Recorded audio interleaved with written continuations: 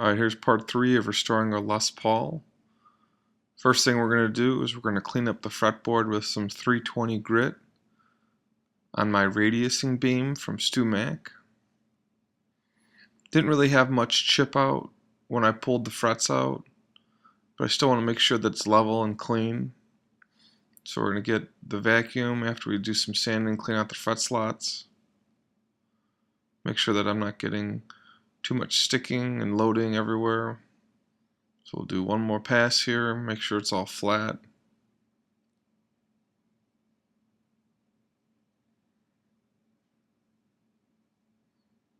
It's looking pretty good at this point. Going to use some naphtha here and just kind of clean it up, see what it looks like. Make sure there's nothing goofy happening.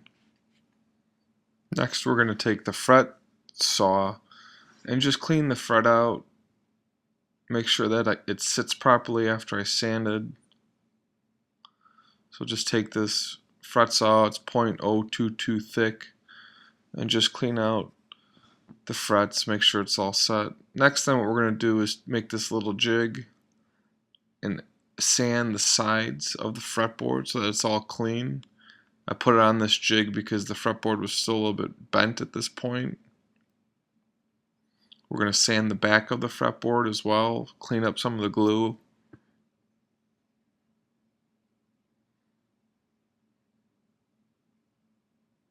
And then these are all the fret tools that I'm going to use here to actually fret the fretboard. This is a jumbo fret that I had left over. I'm going to be putting jumbos on this. So we're just going to line up, kind of size these up, clip them, and drop them into my organizer.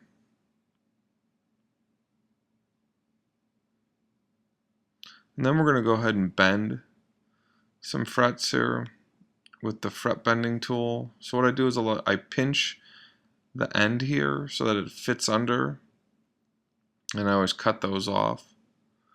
We're just going to feed it in, twist it through. You can get any of these on eBay. It's better than bending by hand. You get them really consistent. And you're just going to cut and put them on. Next we're going to go to the fret press here, get some glue, put a little bead of glue on the fret itself, spread it out here. Just a real thin bead, just so it sits. Kind of wipe the excess off here. Spread that glue across the bottom of the fret.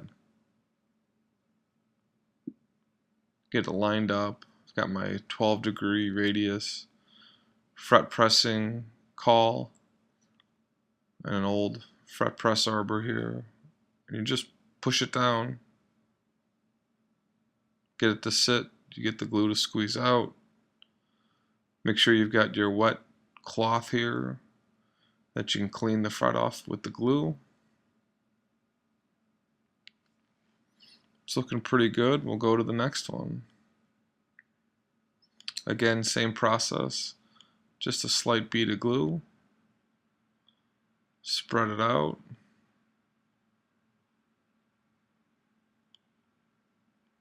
Drop it into the press. Set it up, press it down. You'll watch the glue squeeze out again. You can tell it's seated properly here when it goes in nice and smooth, and you just clean off these last two frets. Not going to show the whole video here, but you just keep going back and forth, prepping the frets, pushing it down. After you're all done, you're just going to clip off the sides here. And then take this to my granite plate with a little bit of sandpaper and just clean up the ends. Do this on both sides, and you've got a nice clean fretboard all ready for some binding. So here's my StewMac binding order. I'm going to take a bead of glue across the fretboard here. My advice on this would be to just do a little bit more than you think. Sometimes if you don't use enough glue, you'll get the ends to kind of pop off. They don't stick properly. but I'm using this on my granite plate. Make sure that this is flat against the board. I've got my tape all lined up, and I'm just going to tape this down.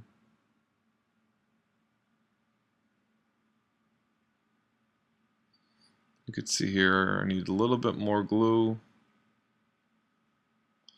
on the ends.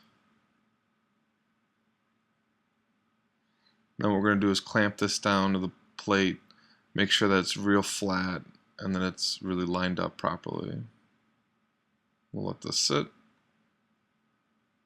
Then we're going to clean off the end as well. The end was a little bit messy, and the way Gibson does these is that they leave a little bit of a tang on the outside binding, and they put the binding on the inside.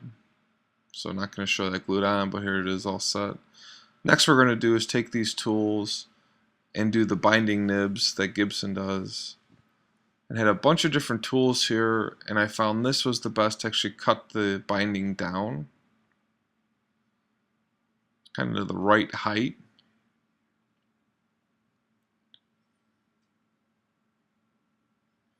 And I kind of played around with a bunch of different tools to figure out how to get this to sit properly in terms of the height then across the whole fretboard. Use a bunch of different files, some clippers. Really, actually never done this before. So just kind of a learning process myself on what's the right tool to use. And so that nut cleaning file works perfectly on the coarse setting. And I'm just trying to clip the rest of the binding off using a bunch of different tools here.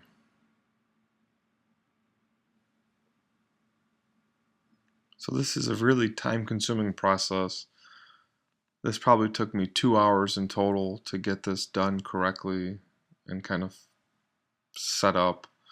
You can see here I've started to make some progress, a bunch of different tools. Speed up the video here.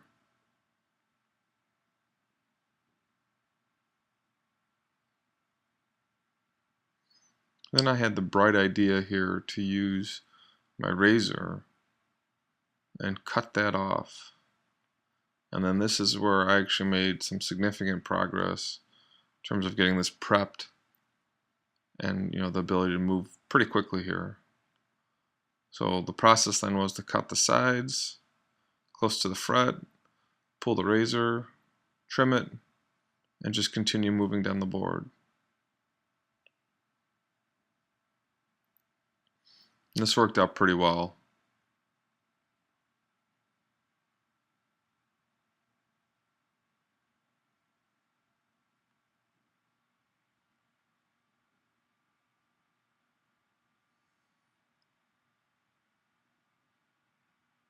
So then next, what you do is you clean up the nibs. And this is my fretting tool that I use to clean up the sides, but here I can actually just clean the nibs up. And you're just going to sand this down so that it's kind of level with the fret. And again, this is another long back and forth process. You've got 20-ish frets on both sides, so you're looking at 40 frets to do this. So again, this is just a slow process back and forth, cleaning up the binding so that it's sitting properly. It takes a couple, 30, 40 seconds per fret, but not too bad actually. So we'll speed up the video here and show you how I just kind of clean up all the frets.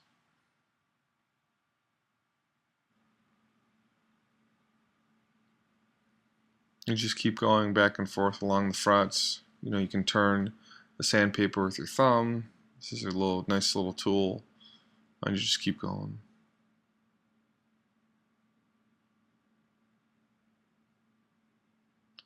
Then lastly, after you get that clean, I take the razor blade and use it as a scraper and kind of scrape down the fret where the binding is to get it nice, clean, and level. Pulls out any glue. Just a quick way to do some cleanup. Lastly then, we're going to clean up the fretboard. and we're just going to sand off, a little bit of where the glue is. Make sure the fretboard's all clean, ready to go to be glued on. And what we're going to do is mark the sides with this other fretboard that I have where the side dots should be. And then I set up a jig on my drill press. So here, you make sure you got the right size dots so that they're not too big, that you have binding in between both. I set up the jig on my fret press. You can just take it and move it down the line here. And I hold it so that the fretboard is flush against the level here. That way I know it's at a 90-degree angle. And you just, drill in ever so slight into the fretboard on the side here. Going down maybe 1/4 of an inch is all you really need to do this correctly.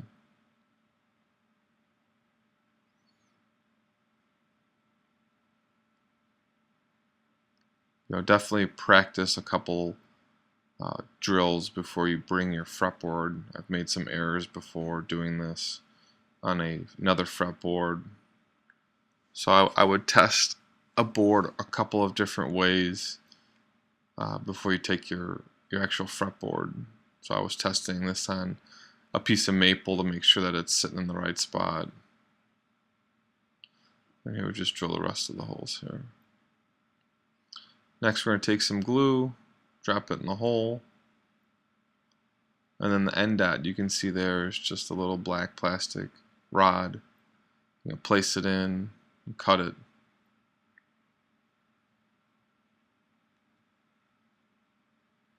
You just trim it and let it sit. And then next you're going to clip it and then take a flush saw and just clean off where they're all sticking out.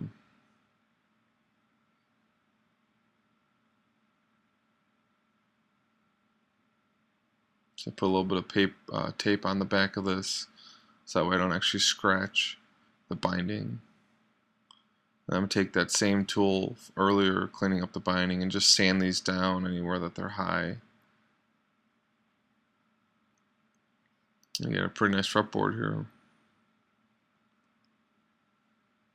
Next up is the binding on the body, and this is one sloppy piece that really annoyed me with this guitar, is that the center lines don't actually match up perfectly. They're off by more than a 1/16. But I'm going to take my StewMac binding bit and rebind the guitar and clean up the big mess that was left over. So I'm just going to slowly go around and clear out the channel, get everything all clean so that I can go ahead and rebind this. This is why I pulled off the neck, so I can actually get the binding done correctly and clean up the big mess. So reset the height, make sure it's all set. I want to try something a little bit different with the binding this time, is use some water and some steam and actually heat up the binding before I bend it. So I always pre-bend the binding, that way you don't have a big mess. So I let this soak for about 20 minutes in the steam, and I was hoping it'd be a lot softer than it is here. But I always pre-bend, and this is my pre-bend jig. That way you don't have a mess when you get into the guitar body. It's been set up to be the right size of a Gibson body. Just an old piece of Paduke that I have. Get it all bent, cut off the end here, and then this corner is definitely the trickiest spot of the guitar, and it's definitely not bending, and I'm not going to force it because then you just ruin it. So I'm just going to screw it in kind of at this depth and leave it. So now I'm going to use the heat gun and actually get the heat gun to bend it. Just heat up that one little strip, you can see how it's moving, and just bend it, screw it down, let it sit. I'm going to take the heat gun then and kind of go over everything and get the binding set.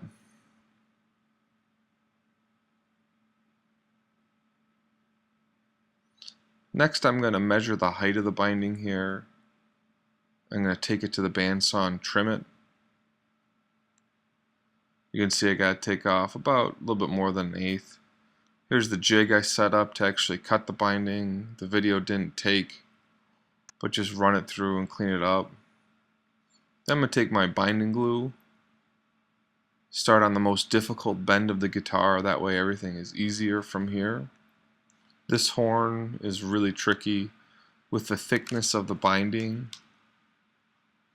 I've seen a lot of guys make a significant number of mistakes where it's not bent correctly, it doesn't look right, it bubbles and you have to heat it. It's just really messy. So what I do is glue, the first corner, the first turn, and if it doesn't look right, what I can do is bend it a little bit more with the heat gun and get it so that it all sits perfectly. And you don't even really have as much scraping to do either. So we'll get it all set up. We'll get some tape set up here. You can see I got all my tape set. And it's really helpful to kind of clamp the binding here versus using tape. It's not going to move. It's sitting correctly. Use a little bit more glue and get to that first turn. Trim the excess here and then heat this turn up. I've got like a really small gap and just really wanted to heat it up. Get it so that it sits properly, and as soon as I do that, I'm pretty much home free. I'll heat it up, let it sit, and then go back and take some glue and then finish up the rest of the binding here. And I've got all my tape set up there. I would definitely buy the binding tape from Stu Mac. I've used that green tape previously, and the binding tape is really that nice. I like using some clamps here, make sure that everything's sitting properly. And just go around and do the rest of the body here as well. So the reason you trim the binding with the bandsaw is so that as you go around the body here, you don't have as much height. So you need the height by the horn and by the neck pocket. But then as you move around the body, you don't need all that height. And what happens is when you go to glue it, is you won't have the pressure being applied properly, that the binding will kind of be pulled off where your glue is. And if you got it cut at the right height as you use the tape, you're getting the pressure from the top and from the side, so it sits better. You have less scraping and less chance of an error. Use a little more glue. Some more tape. And we're looking pretty good here.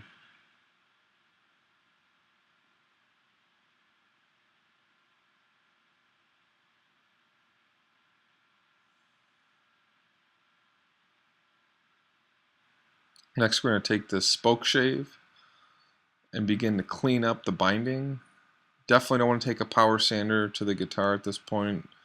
If you take too much of that binding off, can't put it back on. So here I've got this set really thin and I just pull off some of the spots that are too high.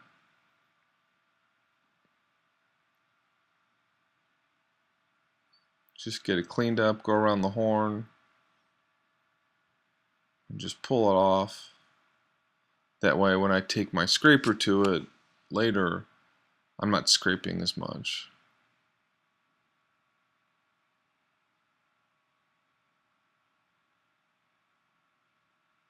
I'm also going to use my file and file it down in certain spots where I don't want to take the scraper or the spoke shave to. And lastly, as you get close to the end, you're going to take the scraper and you're just going to kind of finalize it here, finish it off, get it nice. You just go around the body and there you go. Next up, we're going to start putting this guitar back together. Thanks for watching, guys.